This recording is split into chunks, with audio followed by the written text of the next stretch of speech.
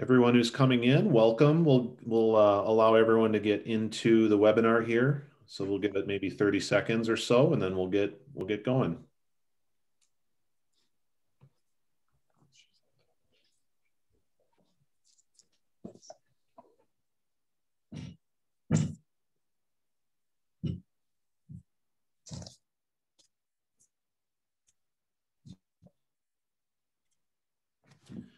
All right, so welcome everyone. On behalf of League Apps, I want to welcome you back to part 2 of our series on transitioning from adult recreation programs to youth sports programs. Session 2 is going to be an interactive how-to. We're going to really get into the nuts and bolts of how to deliver a youth sports program and how to make that transition. So you have the playbook. You're ready to take your years of experience, resources, and talents of the youth to the youth sports industry.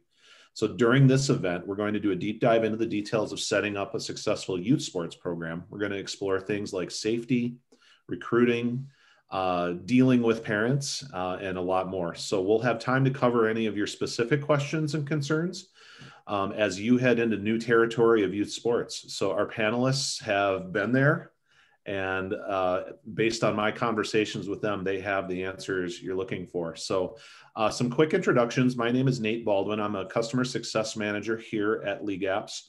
Prior to joining League Apps, I led an adult recreation organization in Denver, Colorado for 10 years, and more recently led the Appleton, Wisconsin youth sports program for the past 6 years. So I've got a little bit of experience in both of those worlds myself.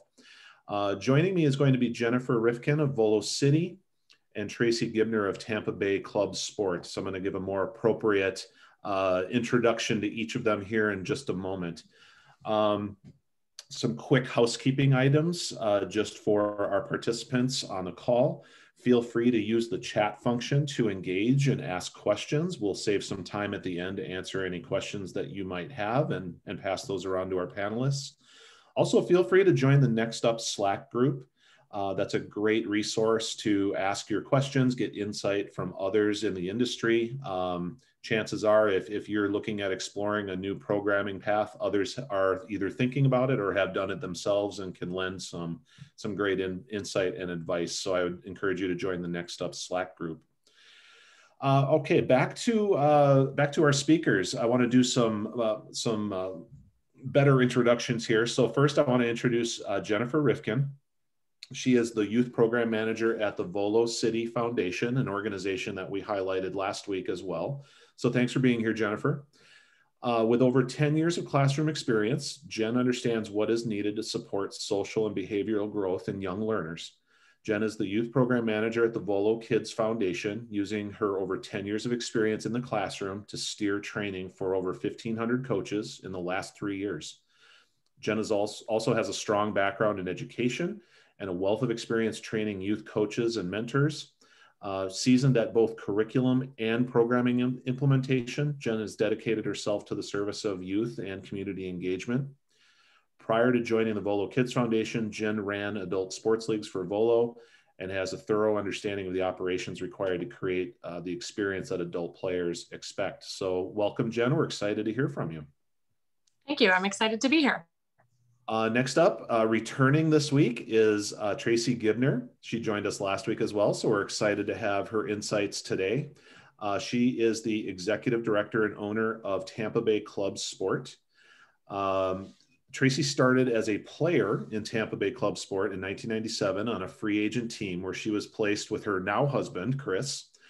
They were quickly placed on the advisory board and were very active in promoting the Tampa Bay Club Sport. In 2002, they were given the opportunity to purchase the business, and in her words, they never looked back. So after some years, they started a family and placed their 3-year-old in a youth league. And again, not surprisingly, they were very active in that organization and were given an opportunity to purchase it in 2008. Since then, they've been growing both companies ever since. So thanks again for joining us, Tracy. Thank you. Glad to be here. Okay, so we have a lot of questions, and many of these questions are questions that came directly out of our session last week. So I'm excited for how relevant this is going to be for many of those that are joining us. And there's a lot of them. So I don't want to waste any time digging right in. So we're going to explore a few different sections here in terms of how-tos, but the first area we're going to focus on is a little bit more broad and really connects the sessions together. I think we spent a lot of time last week talking about brand, talking about defining your mission, your vision, your values, and developing your why. So that's where we're going to start today. So running a youth sports organization, as many of us know, is a challenge. And every day it's important to remember why you do what you do. So the first question I'll ask is, how did you develop your vision for your program? And then how did you get your team bought into that mission? So Tracy, why don't we start with you on that one? Okay. Well, our mission for our kids league was very similar to our adult league. We wanted to get kids playing and active, meeting new people, learning to love to play. That was the whole goal. There's a lot of competitive leagues around us, but nothing very recreational at the time. And so that's what we wanted to, we were actually looking for something for our own kids. So that's what drove us in that search. But yes, all of our staff, our coaches, our referees, even that we already have in our adult programming, they already share that information with the next generation. So that's really what we have used to push forward. Okay, awesome. Great insight. Jen, what can you share with us about developing your vision for your program and how you were able to get your team bought in? Yeah, so these are all great questions. And I think similar to Tracy, it's all really about the power of play for us. I think that running youth programming was a natural step for Volo. We had been running adult leagues in a handful of cities and knew the league and social sport operations really well. In 2015, our flagship city of Baltimore, it was experiencing a lot of social tensions with the Freddie Gray riots, and everything was kind of coming to a boiling point. And we realized that we could help our communities by offering free access to sports for kids to give them, options for things to do, an alternative to making other decisions. And it's kind of been our mission since then to use the power of play to help our communities. Fantastic. Each of your business models is a bit distinct. So let me ask this question. How did each of you ensure the long-term sustainability and financial well-being of your programs? Example of what I'm asking here is, how did you determine your price points? How did you approach fundraising, grants, if that's a piece of your model? How did you connect that mission with the execution, at least in terms of the financial execution? So Jen, why don't we stay with you on that one? Great. So I think that one of our biggest strengths is actually our connection to our adult market and the accessibility we get to things through that. Because our program is 100% free for families, we look elsewhere to find funding. We look for grants, in-kind donations, sponsors. However, the adults inherently support our sustainability by opening access to players turning volunteers, equipment sharing, venue sharing, fundraising opportunities, all kinds of things, the networking opportunities. So that mixed with grants and sponsorship has really been the backbone of what's kept us growing and thriving and able to offer these programs continuously for free for so long. So from an entrepreneurial sense, that's interesting. Instead of looking at the revenue generation, you've taken an equal look at the cost reduction component of it. And that's interesting. I hadn't given that a whole lot of thought. Tracy, how about you? What are your thoughts? Sorry, we're in the middle of trying to get my internet working. I guess the biggest thing is kind of trial and error. When we first started, we inherited another organization. So we already had kind of the price points in place that they started with. So we just kind of, as we grew, we realized, hey, the smaller kids that we don't have referees for, maybe we should do a less expensive version to get more interest in that. because it's really the coaches that are on the field with the little guys. So we price pointed that lower to get more of the little guys in, because that's really the start of your base, because as they grow up, they keep participating and then you fill in along the way. Then we've also added our financial assistance forms for those families that were struggling to pay. We didn't want them to be left out. So we added that in. We also started offering payment plans for those families that didn't really need free, but they needed some help in making it work. Then we also offered donations. So not only our adult players can donate, but also other families that are inclined and do have the ability, they have been able to add on a donation when they register their kids. So it's really been about just kind of giving back and getting them all to be able to continue to play. Regardless if they have the money for it, we want them to be able to play. And I think they've really enjoyed the family aspect that we bring to want to continue to play. Even if they move on to go play competitive sports, they still come back to us to play for fun with their friends. So I think that has carried on, just kind of figuring it out as we went along, what worked best for our parents. I think that's an awesome segue into our next question, which kind of gets into how you tie together the two components of your businesses. And that is, you know, for each of your organizations, there's an adult component, but there's also now a youth component. So is there any interaction between those two? Is there any intentional interaction between your adult programs and your youth programs? And if so, what does that look like? So Tracy, do you want to comment on that? Sure, absolutely. I mean, we cross promote both ways to our adult side and our youth side. We have so many adults that play with us that are now coaching, that are putting their kids in the same programs. And so they already have that passion and that desire to share. We've also had some of our adult players that have actually unfortunately passed away. And so a team of them have created a fundraising to try and give back in his name. And so they've helped create that funding for us as well, just trying to keep the spirit alive of the love of soccer. So that's been really great as well. Sorry.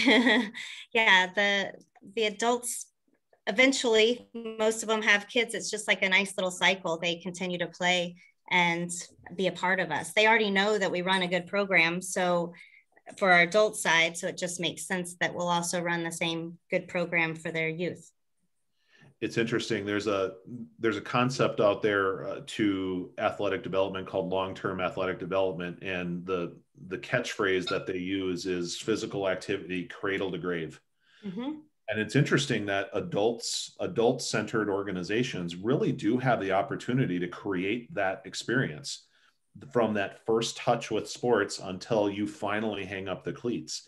Mm-hmm. There is an opportunity there to create that entire spectrum, that entire experience that's consistent with some of the best research that's out there about long-term athletic development. What leads to the most successful athletes who embrace physical activity through their entire life. So I find it interesting that that's an opportunity that exists there. So Jen, how about you? Is there any interaction, whether intentional or accidental, between the adult programs and the youth programs with Volo? Yes, and so sorry, I dropped off a couple of times, but it's sorted out.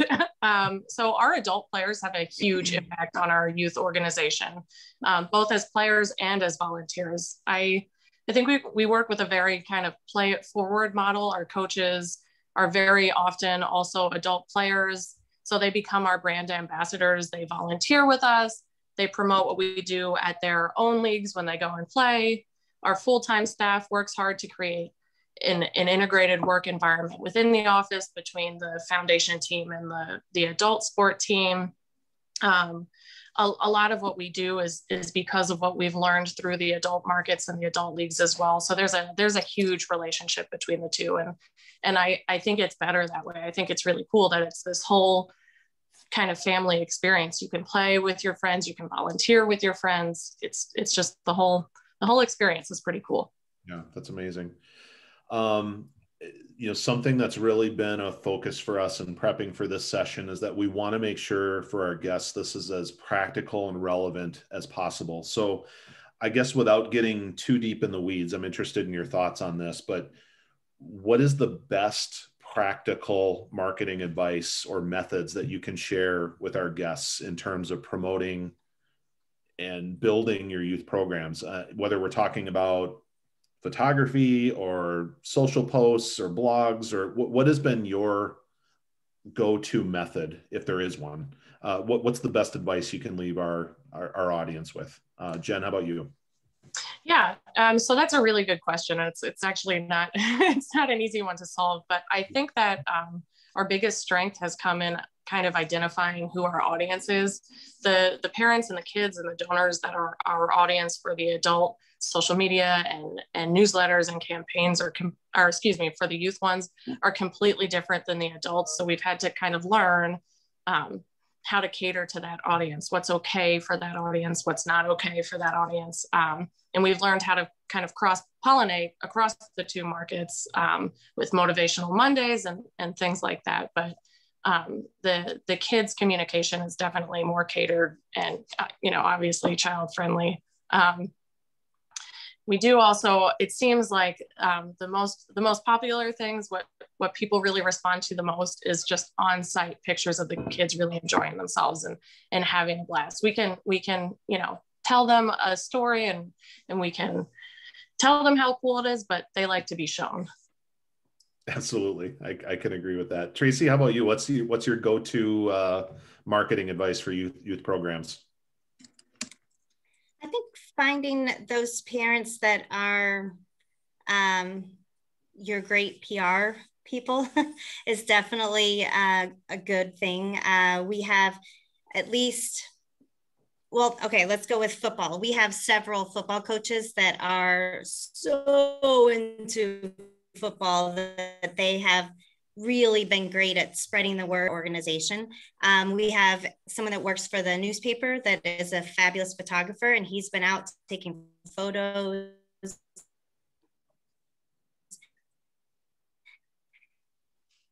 We saw him out there with this long lens photo, taking photos of it out tremendously. Parents themselves, everyone has a cell phone. They all like to take photos and videos of their kids. So we just ask that they use our hashtag. And then we also give them an opportunity. Hey, your child might be featured in our next newsletter or our next email, or even on our next banner or whatever. So that has gotten more attention into sending us their information, their photos and videos from their game days, which is awesome too. Yeah, I love that too. That's great. And it's grassroots. Grassroots, but it engages your core audience too. So audience is a great transition because we're going to dig a little deeper into audience here in this next section. So we're going to talk about your target audience, who you serve and how you serve them. So how you attract and retain those that you serve within your program. So Jen, you alluded to this a little bit in your previous comments, but can you speak maybe in a little bit more detail about your target audience and what some of your best recruiting practices have been for your distinct audience? Like, how do you initially get them into the program? What's your best strategy there? That's a great question. So our first goal is to really just serve the kids that really need us. We do a lot of work in each of our communities to determine where we can make the most impact, how we can get our programming to the kids that otherwise wouldn't have access to youth sports for a myriad of reasons and barriers. And then once we determine where we can really help the community, we just reach out to the community. We talk to the schools, we talk to other local organizations, we go to community events, school events, back to school nights, all kinds of things, just to really reach people and talk to them, answer questions and get to know people. Excellent. Tracy, not to be too leading in my question to you, but we had a really good conversation before coming online here about kind of what your strategy is in terms of attracting that initial audience. And we kind of talked about your the age you cater to, the ages that you cater to with your youth audience. Can you share a little bit more about that and maybe connect that with how you attract that initial audience for your youth programs? Sure. We have targeted all of the area schools, all the area preschools, learning centers, that sort of thing. We have tried to offer them some partnerships where we can help with their programming, but also in exchange, we put up signs, we give them flyers. But really the preschools are the main focus at the beginning, because it's getting those littles in. We start at the age of 3 for soccer. It is so adorable. It's just a little beehive running around chasing the soccer ball, but it's tons of fun. And it really, it's almost like it's a step up from mommy and me, because you have mommy and dad on the sidelines. So the whole family sometimes meeting other families that have like-minded and similar age kids. And it's just really helped create that community starting at a younger age. So we target those preschools and any school district, really churches, pediatric offices where we can give out flyers and put up signage and really just try to spread the word that way. We've partnered, I think I said this last week, with Big Brothers Big Sisters, trying to not only help their organization and trying to entice more bigs, but also trying to give them something that they can do with their littles by coming out once a week and playing soccer or flag football with them. So that's really been a great partnership. I think that introductory component is a really important thing to drive home, though. And it's because, you know, parents are looking for those exploratory experiences for their kids. And it starts really young. It starts at 2, 3, 4 years old. And this might sound over dramatic, but from personal experience, I can say it's not. Whether or not a kid has a rewarding, positive experience in sport at age 3 or 4 can determine whether that child plays for the rest of their childhood. If it's a miserable experience, if it's focused on performance and it's not age appropriate, and it's not introductory, and they're not getting the core skills that they're going to need to succeed, there's a very high likelihood that child might not play again. But if they're being shown a positive, rewarding, age appropriate experience that gets them excited about it, not only does that set the stage for future participation, if that good experience is being had with your program, guess what? They're never going to leave. And that's an amazing way to build your program, is to start with that introductory level, because chances are, if you do it well, they're not going anywhere. And they'll stay with you. Right. That's a great way to grow a business. I love that strategy, which is why I wanted to highlight that, because I think that introductory age is so important. We are going to navigate into a topic that probably could command its own webinar, and that is parents. So parents are a group of people we don't necessarily think about when we're running adult rec programs. And there's a couple trains of thought on engaging parents in the youth sports world. Some consider it to be, quote unquote, dealing with parents, and some consider it to be creating buy-in with parents. So I'm kind of interested to understand more about how you engage parents within your program. So how do you get ahead of parent involvement? How do you keep them informed? Ultimately, the big question is, how do you keep them satisfied? So Tracy, I'll stay with you on that one, and I'm interested to get your insights on that. It's all about managing expectations. First, it's trying to figure out what is their expectation. What is it that they're looking for? Because right away, we can tell them if we're the best fit for them or not. Because if you're looking for skills and drills 5 days a week, that's not us. But I know today, even I had a parent contact me not happy with their 5 to 6 year old coach. And so I had to ask exactly what were you looking for to be able to understand what was wrong with the coach. And so, yeah, it's really just about asking more questions and to try and figure out what it is. But it's really, because there's definitely other options for families if they are looking for that. So I think getting that, I know I am very clear about my message and all of my emails to all my families that it takes a village. And so for every team, we need a village to kind of help make it work. So it's not just one coach. It is usually two coaches, sometimes more parents, team mom or team dad, that they can sign up and say that they'll do that. They'll commit to that. Even on teams where we don't have one coach, I break it down. These are the 8 things that I need for the season. What do you want to do to make this work? So it's all about just making sure they know what we expect and then being able to manage what their expectations are. I think that's great advice. So Jen, what would you add to that? So I completely agree with the it takes a village model. And I love that you said that. I think especially from my years in the classroom, where sometimes when someone mentioned parents, I'd go, oh my God, no. It's definitely a different experience in our youth sport world, because parents can really be a great advocate for your program. Their feedback helps us learn and grow. If they're happy with the program, they'll tell all their parent friends, and then lots more kids will be able to benefit from the program. Our biggest tools for parents are kind of communication and education. We try really hard to keep them in the know about what programs are coming up, what our programs entail, how else they can get their kids involved in sports. And then the communication thing, parents are just so busy, and we get it. So we try to do anything that we can to make sure that they get the message. They get reminders when programs are happening. We call them at the end of every season and remind them that registration is coming up. And I think it's appreciated, because I know that parents have so much going on, which I completely understand. The theme that you both shared was the importance of communication. And I think it's really important to think about a child's involvement in a program from the parent's perspective. What are the things that would make you anxious if your own child were in the program? Practice information, location details, where to park, practical things that you're going to have a elevated heart rate over on the first day of games. Or the first day of practice. And so a strategy I always used to employ is similar to what you just said, is that be an over communicator.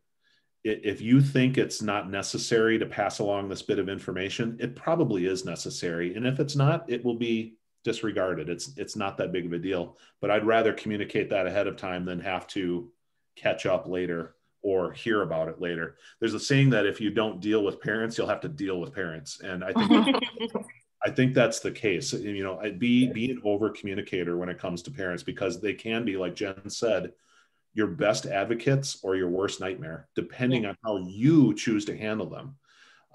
So that's my own practical advice there. But I want to get into, there's some really good practical stuff in this next section, and I think it's worth our time, and that is the actual program delivery. While, the love of sports, the camaraderie, the physical, social, emotional benefits, those are some of the commonalities between youth and adult sports. There are some real key differences. So I want to dig into some of your best practices when it comes to running safe, effective youth programs. So first, on the topic of safety, what are your perspectives on the difference between adult recreation safety and youth safety?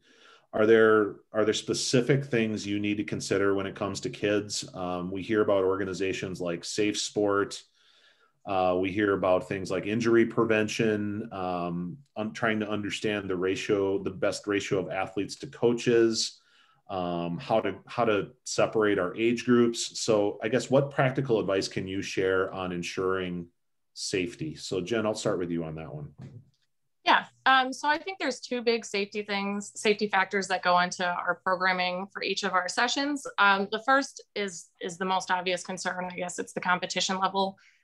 Luckily for kids, for us, the competition level isn't as extreme as it is for the adult sports. So we don't have to worry about things like someone running through someone else to score a touchdown, and then, kneecaps move and all kinds of stuff happens. We don't, the traditional things, kids get scrapes and bruises and kind of bumped around sometimes. But in terms of the big injuries, we're always equipped to deal with them. But with a lot of coaches in small groups, it doesn't happen too often. And I'm going to knock on wood right now. But the biggest safety concern that really we have is the fact that kids can't fend for themselves in the same way that adults can. So while this isn't really like an injury safety concern, there is a constant concern for the safety of kids regarding, a child going missing or an adult on site who shouldn't be, all the safety concerns that are presented when you're dealing with, 7 and 8 year olds that can't protect themselves from things like that. So,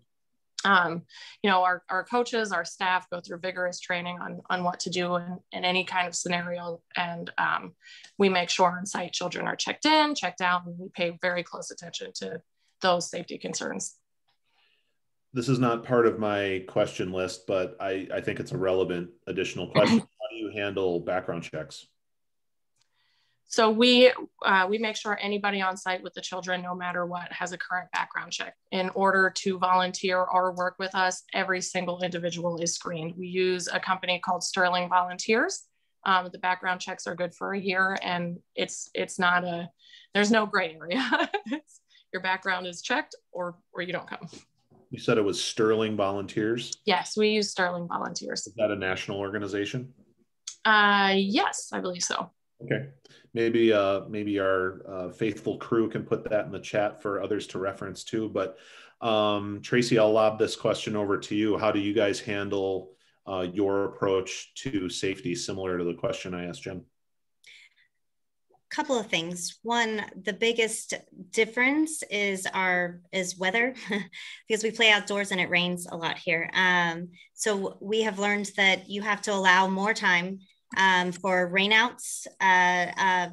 It's just families are coming with more than just themselves. They have strollers and sometimes pack and plays and sometimes tents and just tons of gear.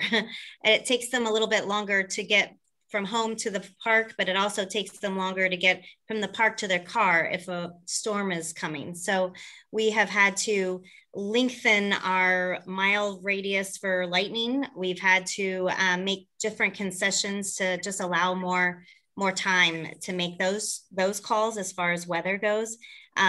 We do offer our coaches, and we do send it out to our families, the concussion training. We do the see something, say something for our coaches to make sure if they see something, if any parent sees something, that they need to say something. We've also, like I said, our sidelines are packed with families, and a little less so packed right now with COVID, but we do still have families on the sidelines, multiple coaches for every team. I myself am at most every kids sporting league as well, plus our own staff. So we're all kind of keeping an eye and watching on things.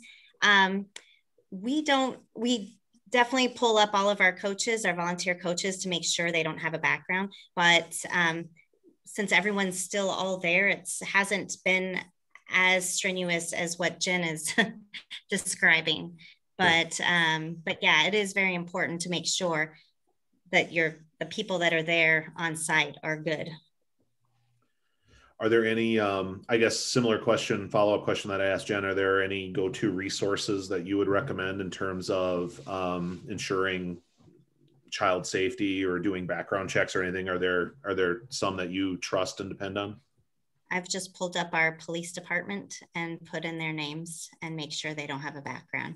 I know there's there's the sheriffs and the local police, but that's what I've done. And also all of our coaches, most of them tell me, oh, they've already been background checked by the schools, but yeah, no one's alone at any point during this whole process. There are some good third-party background check services, which Jen shared one of. There's a lot of states also have public CCAP records or registries, which are a great resource just to get a sense of whether somebody has, 15 violations on their record, maybe wouldn't be the best volunteer coach. So, there are some local and state-based resources as well that I would recommend checking out, and at least gives you an idea about whether you need a deeper dive into someone's background before putting them on the field with kids. So those would be a couple of my recommendations too. You both teased this a little bit, so I want to jump into the training aspect of it a little bit more, and that is, what are your best practices in terms of training and evaluating your coaches and staff? I think specifically, how How would you say it's different than hiring and training staff for your adult leagues? And, do you utilize a set curriculum, or do you give them some autonomy, or how do you manage providing consistency across your staff, across your coach base, et cetera? Tracy, I'll leave it with you. Okay. Well, we have a slideshow that we've developed over the years for our coaches, which gives them lots of different links and what to expect in the different age groups and what kind of skills to target. And that's really helpful. We've also offered mentoring. So if they're a new coach, we try to connect them with a coach that's got experience and has been doing it for a long while, just to make sure they're not going in deer in the headlights. Oh my gosh, what have I gotten myself into? And they have an opportunity to kind of work with somebody. Yeah, that's awesome. We also have, for our football, we have a skills and drills that we've started doing before the season starts. And really, I rely heavily on my coaches because they come out, they have such a love for the game. And they will set up, we have 6 different stations, and they go through all the different drills so that the kids kind of get a little preview of what's to come from the season before the season actually starts. And when we're doing that, we buddy up some of our new coaches with our experienced coaches. And that really helps us lead into a good season. Just having that.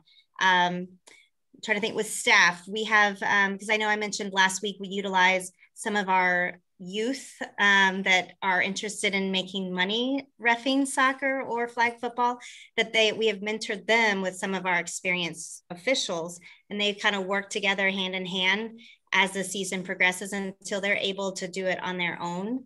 But that's been really good. You're really looking for the staff that love the sport and love to share the information, their knowledge with the kids. It's not that ref that shows up and then leaves and that's it.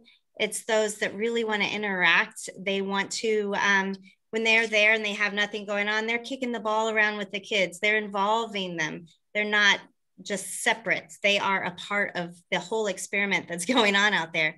That's really the staff that you're looking for.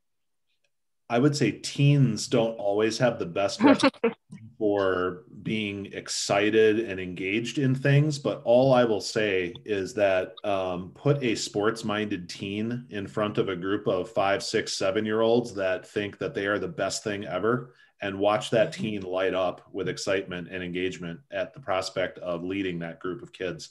That's an amazing combination, and I'm really glad you said that, because when I was running a youth sports program, that was one of the most effective things I could do, especially with staff, was to engage those local high schoolers, engage kids that had aged out of the program to come back and continue to serve the program. It was those high school age teens that were some of my best advocates, and I would totally align with what you just shared about that. Jen, what are your thoughts about training and how to keep consistency across your staff and across your coaching ranks? So Tracy, I'm in complete agreement with you. I think the biggest key ingredient that I look for when hiring coaches is really their passion in the product and in the kids and what they're doing. I can teach people how to deliver instruction, but I can't teach them to care, and you can't really fake that either. So I do people come to the first interview and even know who we are, or are they just there because it's something that popped up on Indeed? Coaches who are there for the job and not there for the kids aren't going to be the coaches that sit down with me and go through a 20-page list of all the things that I should do to improve the product. Those are, those are the coaches that really, really care. And the truth of the matter is, a lot of times these coaches spend more time with the product in person than I do. So their feedback is invaluable. I depend on it to continue growing and learning. And those good coaches that we have are the coaches that care just so much about the kids and their success. I love that too. And I used to share that all the time myself. The initial, when you go out recruiting coaches, especially if you're recruiting them from a list of parents that have signed up their kids, a lot of times the first response you'll get is, oh, I never played the sport. I don't really know anything about it. Well, I'll let you in on a little secret. And that is, when you're coaching 5, 6, 7-year-olds, anything you can do is going to be super impressive to them.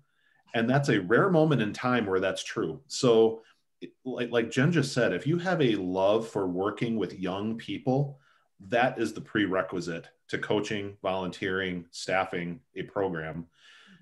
We can provide them with the curriculum. We can provide them with the materials that will help them become a better coach. And honestly, to Tracy's recruitment strategy earlier, it's really no different with coaches.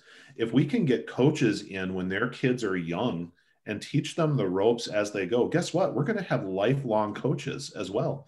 They're going to get better. They're going to get more confident. They're going to get more secure in their capabilities. They're going to develop in their capabilities. So not only are we developing kids, we're also developing coaches. We're also developing staff people. We're helping create future staff people. These kids will be teens at some point. And so it's this, I know we keep coming back to this concept, but it's this continuum idea. Mm-hmm. It's this idea that if we do it well at the youth level, it will continue to perpetuate a healthy system all the way through the lifespan. And I think that's a really important thing for adult rec organizations in particular to understand. So I think you can tell I'm getting wound up because all those are great insights and I agree wholeheartedly with them. I want to make sure we leave enough time for some questions, and there are some coming in, and I think they're going to lead to some great discussion. So the last section I want to get into is, what does success look like, and how do you know when a program is successful? And I think this can be abbreviated to simply ask, how do you, your coaches, your staff, your parents, your kids, how do you know when a program is successful? How do you know when you've nailed it? And I guess more specifically, how do you measure that? So Jen, let me ask that to you first. Yeah, so there's the tangible answer to this and then the intangible answer, and I think they both hold equal value. So the tangible answer would be, simply the numbers. Are we retaining players? Are we retaining coaches? Are players seeking out additional opportunities to play as a direct result of involvement in our programming? But also success just kind of has a feeling. When you go to an adult league, you expect that you're going to hear referee whistles and players yelling to each other on the field and whatever sound competition takes. But when you go to a youth league, there's a warm kind of welcoming feeling when you hear coaches encouraging and kids laughing. And I know that might sound, cheesy and a little bit intangible, but that atmosphere to me makes it seem successful. That's successful to me, to know that the kids are having a good time, the coaches are having a good time. We might not have done soccer in the way that soccer looks like to professional soccer players, but they played and they enjoyed it. And boy, we missed that during the pandemic. Yes. Yeah, that's something I think a lot of people are anxious to get back to and kind of revive that sense of community that we keep talking about. Tracy, how about you? What are your thoughts on what success looks like and how do you measure it? Very similar to what Jen says. We have our surveys that we send out at the end of the year. Or the end of the season to all parents. We have the emails that I send out to all the coaches. Hey, how was your experience? What should we do different? Are there any comments? Because we definitely appreciate all of those. But also when you're on the scene and you see all the high fives and you see all the kids coming up and say, Miss Tracy, I scored a goal today, or I touched the ball even. Just those things. It's amazing. And it really makes you feel good. Just the number of people that are spreading the word. Like you go, take one team, for instance, it's the same team, but every season, the problem is that now you went from 10 kids to now there's 15 because they've told their friends. And then the next season you have 20. And obviously you can't have a team that big, but you just seeing that in itself, then what you're doing is working because they're definitely spreading the word within that one little team. But yet when you magnify that across the whole, it becomes challenging, but it's definitely fun. Those surveys are king though, because you get some crazy answers and you're like, oh, well, you definitely didn't understand what our concept was. And so it does give you an opportunity to reach out to them and follow up. But you do get some wonderful feedback and pictures and videos of their kids smiling with their little medal at the end of the season. So it's all good.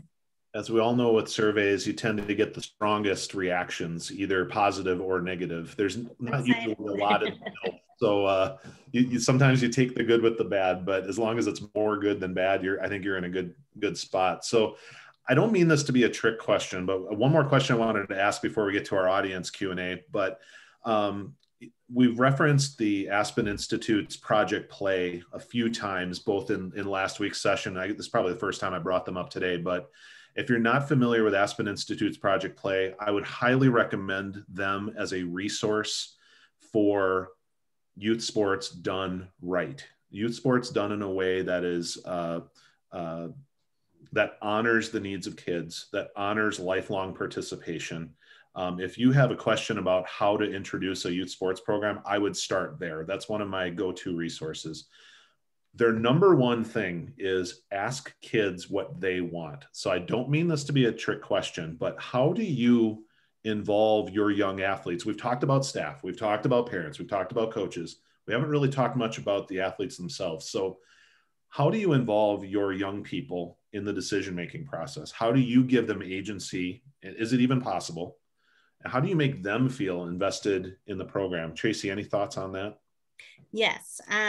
Well, with soccer, I know you've got many different positions on the soccer field. So we always ask our kids, where do you feel comfortable playing? What do you like playing? And we try to start them there, but we also encourage that every child plays every single position so they get an opportunity. Maybe something else is really their favorite and they just never gave it a try. So we do ask them every game for soccer and football. And there's always that question, okay, who hasn't touched the ball yet for football? And then we try to move them in positions where they do get the ball. It's all about including them and making sure there's, like I said, almost up to 10 kids on each team. And it's hard to keep track of who's been in, who's been out, who's touched the ball, who hasn't, who's played everything. So you just want to keep them involved and let them, this also teaches them to speak up for themselves. If they haven't had that opportunity, they can quickly, yes, me. So you can get them involved. For sure. Jen, how about you? What would you add to that? Great question. I think the good news is that of all the people that we ask questions to, the adult, the coaches, the kids are going to be the most honest. Kids are super honest and it's awesome sometimes. So we let our players kind of steer everything that we do. Their feedback helps us continue to grow and learn behind the scenes. It helps us on site. Our coaches spend a lot of time on site in huddles with the kids, asking if they feel comfortable, if they're enjoying themselves, if they even felt welcome today. We do little kids surveys with thumbs ups and thumbs downs just to gauge their how much they're liking something that we do. We do something called Rosebud Thorn that it started off, we were doing this with adults, but it seems to work well with the kids too. We ask them what they liked, what they disliked, and what they'd like to work more on for each of our sessions. So all that feedback goes right to the coaches and the coaches give it right to us, and it helps us develop our curriculum. It helps us know what the kids want to do. It helps tell the coaches what they have to work on more. It's great because they're the ones kind of receiving and engaging with the product. So they're the ones that know best. Wow, I love that. You guys both have nailed it with that and engaging the kids. So thanks for sharing those ideas with us. I think that's fantastic. We've got about 9-10 minutes left. We've got some really good questions from the audience. We'll get to as many as we can. And then if we miss out on a question, perhaps we can follow up at a later time. But I'll ask you both your thoughts and we can kind of go rapid fire on this, but there's a lot of practical questions. First question is, what is your strategy on getting in with the schools? Do you go through the PTA, the PE teachers, the principal, the administration? What's your strategy? I guess either one of you can address that. Okay. We've contacted PTAs. We have contacted the admin just to figure out who do we need to talk to, because every school's a little different. It's always great when you have a teacher that is a participant in your league and then kind of grow from there.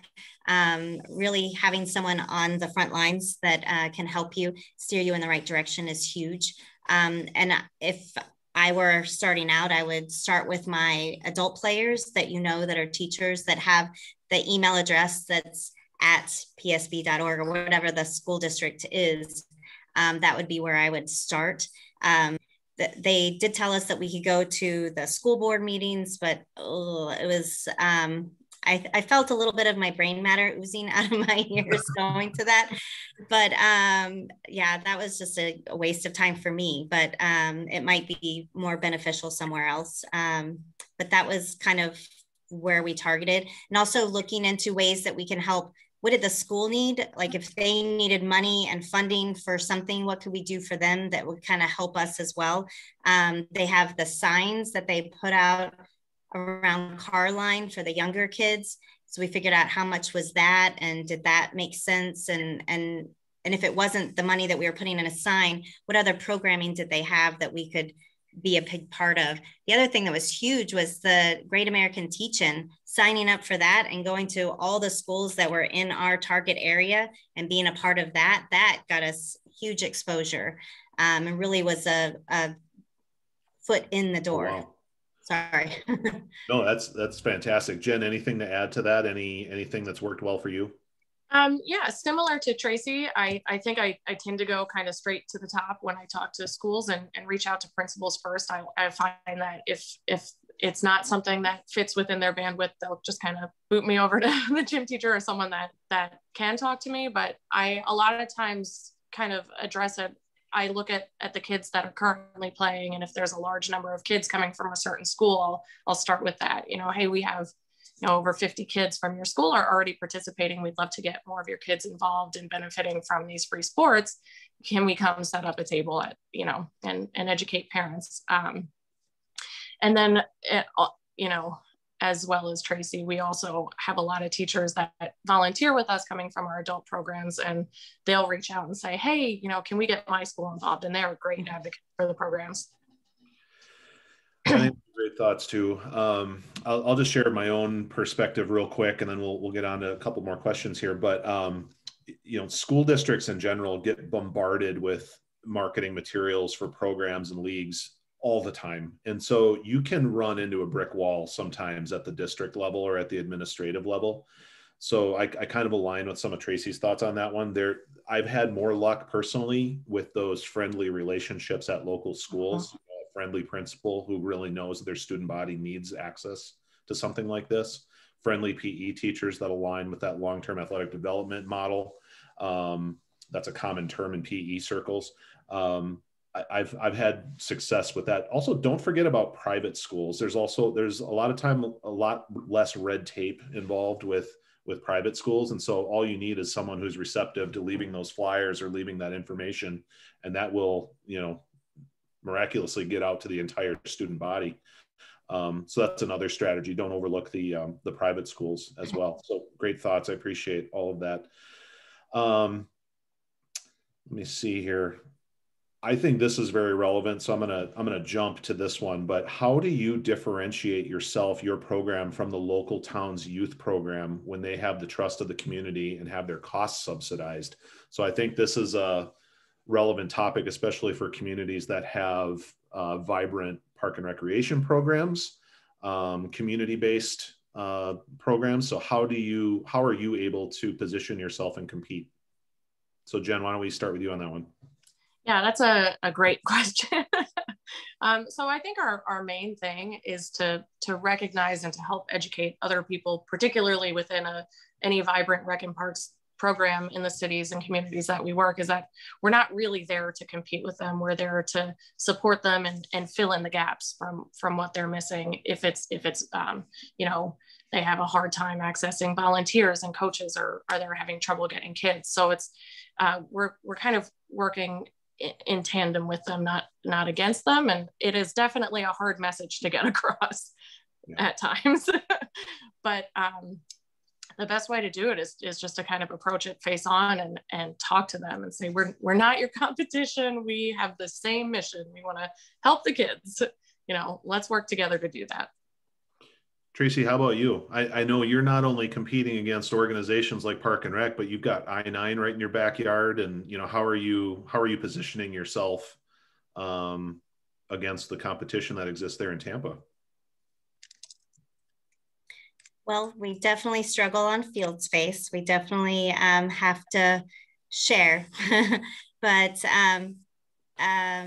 really, I mean, we just offer different things. And I think we've had teams move from the different other competitions, and that's been fine.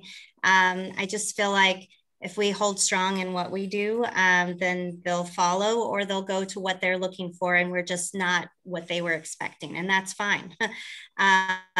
Especially with the competitive angle. A lot of the club teams have now been started offering recreational programming.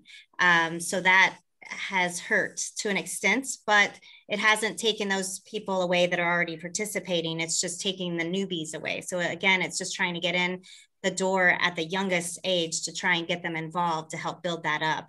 But I feel like if you do what you do well, that will speak for itself. And if the parents are looking for what you're offering, they'll find you and they'll continue to play with you.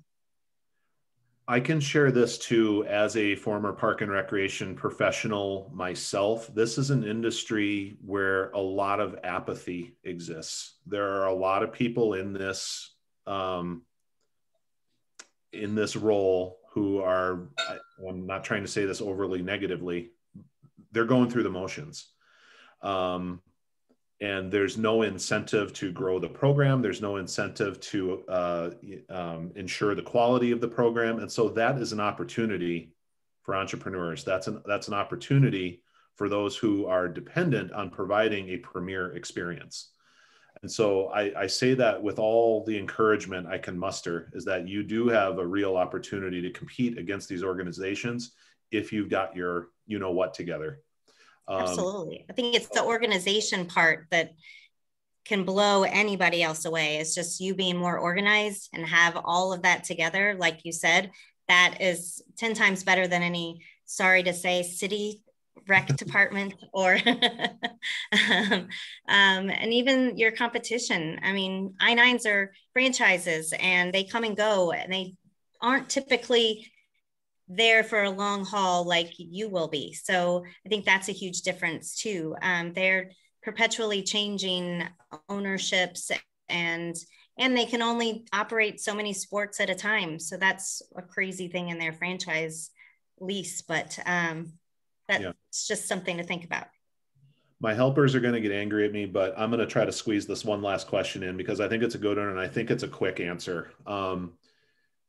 Do either of you believe that adult sports staff can run a youth program successfully on their own, or would you recommend that they find someone or hire someone specifically to focus on the youth component of their organization? And if you're hiring, are you going to look for someone specifically with that youth sports experience? So Tracy, any quick thoughts on that one? Sure. I think it matters if if you have someone within your own organization that is a parent or definitely can relate to that part, because I think that's huge.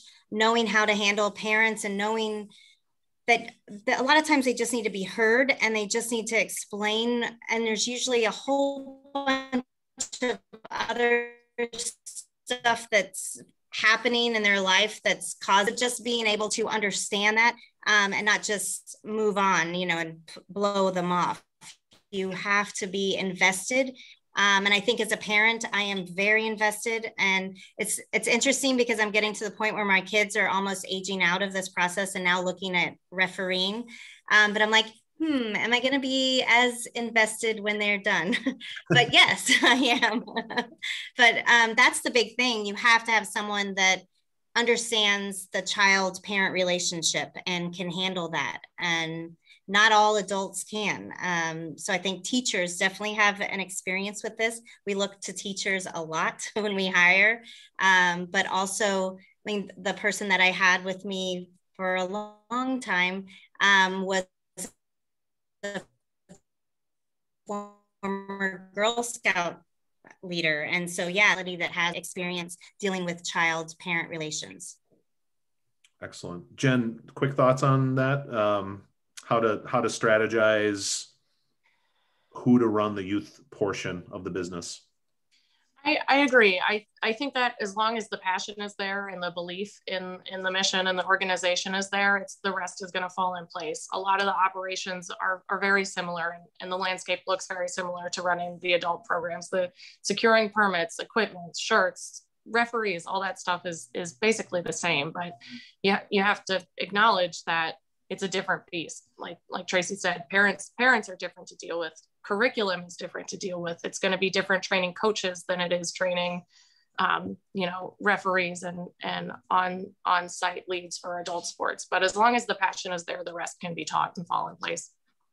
I will hold up my own hand, and I know Jen and Tracy, you both are examples of this as well. It can be done. The skills are the same, but like Jen just said, it's the passion and the knowledge and the willingness to continue to learn that are going to be critical to whether or not you can navigate that transition or continue to manage both simultaneously.